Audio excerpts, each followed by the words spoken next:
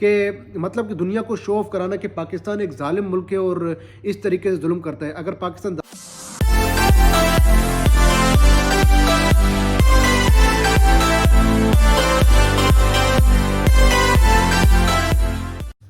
अस्सलाम वालेकुम दोस्तों, उम्मीद करता हूँ आप सब खैर खैरियत से होंगे। तो दोस्तों, एक दिन पहले पाकिस्तान और अफ़गानिस्तान के माबैन एक मैच खेला गया इंडिया के अंदर, जो कि अफ़गानिस्तान ने पाकिस्तान को शिकस्त दी और पहली मरतबा तारीख में एक हिस्ट्री कायम कर दी कि पाकिस्तान को किसी भी इवेंट में पहली मरतबा अफ़गानिस्तान ने हराया, जो कि पाकिस्तान 7 मरतबा हरा चुका है और एक मरतबा अफ़गानिस्तान पहली मरतबा अब जीता है। बहरहाल वो तो मैच की बात थी, वो तो जो भी थी ग्राउंड में, लेकिन उसके बाद हमने देखा जिस तरीके से इरफान पठान कमेंटेटर उतर के जिस तरीके से ग्राउंड में रस्क कर रहे थे और डांस कर रहे थे राशिद खान के साथ मिलके, ये थोड़ा समझ में नहीं आया, क्योंकि इरफान पठान एक कमेंटेटर है, उनको अपने कमेंटेटरी का काम करना चाहिए, ना कि किसी और के मैच जीतने के बाद और पाकिस्तान से जो अपना बुग़्ज़ है वो जाहिर करना।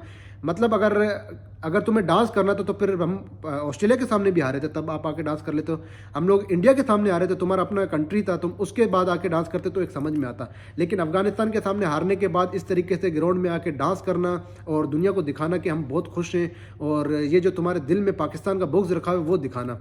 बहरहाल ये तो बात एक तरफ है। जब man of the match Ibrahim Zadran को दिया गया तो उसने एक स्टेटमेंट दी जो कि बिल्कुल ब्रेनलेस और बेतुकी, मतलब कि पॉलिटिशियन जो एक स्टेटमेंट दी वो हमारे पल्ले नहीं पड़ी। उसने स्टेटमेंट दी कि मैन ऑफ द मैच जो उसने हासिल किया, और वो कहा कि मैं ये डेडिकेट करता हूँ अफ़गानिस्तान के रेफ्यूजीज़ को जो पाकिस्तान में मुकीम थे और पाकिस्तान ने उनको जो निकाल दिया, उनको मैं डेडिकेट करता हूँ।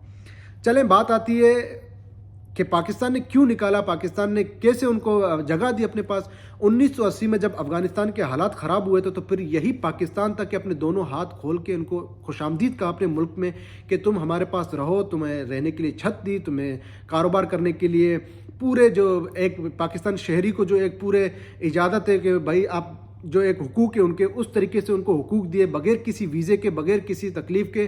60 से 70 साल हमने इनको अपने पास जगह दी और मतलब कि हर हुकूक दिया उनको।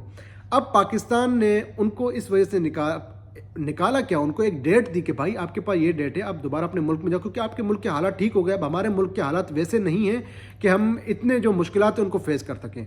बहरहाल इब्राहिम ददरान ने ये स्टेटमेंट दी, बिल्कुल बेतुकी स्टेटमेंट दी कि मतलब कि दुनिया को शो ऑफ कराना कि पाकिस्तान एक जालिम मुल्क है और इस तरीके से जुल्म करता है। अगर पाकिस्तान जालिम मुल्क होता तो तुम लोग जब भूखे नंगे हमारे पास आए थे तो हम लोग तुम लोग को जगह नहीं देते। हम तुम लोग को जगह, अगर आज तुम लोग इंडिया की गोद में बैठे हुए हो तो उस टाइम तुम इंडिया के पास जाते। तुम लोग को यूरोपियन किसी कंट्री ने तुम लोग को वीज़ा अभी भी नहीं देते, पहले तो देते, क्या देंगे तुम लोग को।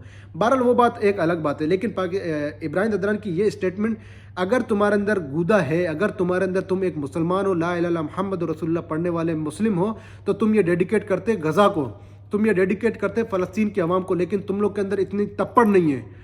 तप्पड़ मैं इस वजह से कह रहा हूँ क्योंकि तुम इंडिया के अंदर बैठे हुए हो, तुम लोग के अंदर इतनी तप्पड़ नहीं है कि तुम लोग के जो आईपीएल के कॉन्ट्रैक्ट साइन हुए में तुम्हें पता है कि वो इस स्टेटमेंट की वजह से हमारे आईपीएल के कॉन्ट्रैक्ट जो है ना वो सब खत्म हो सकते हैं और हमें इंडिया से निकाला जा सकता है।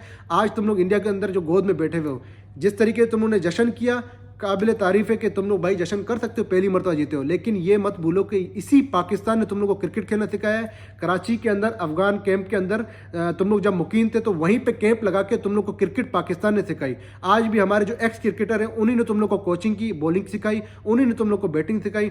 आज तुम लोग जो अपने अब्बू बना के इंडिया को बना के बैठे हुए हो, यही इंडिया कल वक्त आने पर तुम लोग को छपड़े लगाएगा, फिर दोबारा तुम भाग के पाकिस्तान के पास आओगे।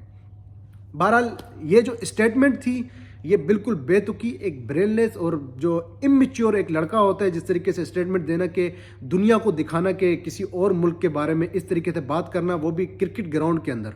आप अगर ट्वीट करते एक वो अलग बात थी, आप सोशल मीडिया पे अगर जाके कोई और बात करते वो एक अलग बात थी, लेकिन इस तरीके से ग्राउंड में कमेंटेटर के सामने ये डेडिकेट करना, ये एक बिल्कुल ही बेतुकी और इमेच्योर जो क्रिकेटर होते हैं इस तरीके की जो स्टेटमेंट देते हैं। बहरहाल पाकिस्तान अपने बाकी के 4 मैचेस हैं वो खेलेगा और क्या पता सेमीफाइनल में दोबारा अफगानिस्तान के सामने है। और इसके बाद भी काफ़ी इवेंट होने हैं, अगला वर्ल्ड कप होना है, दोबारा चैंपियन ट्रॉफी होना है, बहुत सारे इवेंट आने हैं। तो बहरहाल आप इस तरीके की स्टेटमेंट दें कि कल आपको उस अपनी स्टेटमेंट पे शर्मिंदगी ना हो। आज तो आपने स्टेटमेंट दे दी, लेकिन कल ये दोबारा घूम के दोबारा आना है। पहली मरतबा आप जीते हो, ये नहीं होगा कि हर मरतबा आप जीतोगे। आज पाकिस्तान का दवाल चल रहा है क्रिकेट टीम का, लेकिन कल ये दिन दोबारा नहीं आने वाले। इंशाल्लाह आप देखेंगे किस तरीके से पाकिस्तान अगली मरतबा डोमिनेट भी करेगा, और उम्मीदें हैं कि ये चारों मैच भी पाकिस्तान कुछ सीख के ग्राउंड में उतरेगा और दोबारा जो अपने ये जो हरीफ बने हुए जो हमारे, मैं तो इनको कोई अपना हरीफ समझता ही नहीं हूँ, क्योंकि इनके साथ तो हमारा कोई मेल ही नहीं है। इनको क्रिकेट खेलना हमने सिखाया, ये हमारे बच्चे हैं। बहरहाल देखते आगे क्या होता है, लेकिन अफसोस हुआ ये जो स्टेटमेंट सुनी, और दुआ करते हैं कि अल्लाह पाक सबको हिदायत दे। तब तक के लिए मैं याद चाहूँगा, अल्लाह हाफिज़।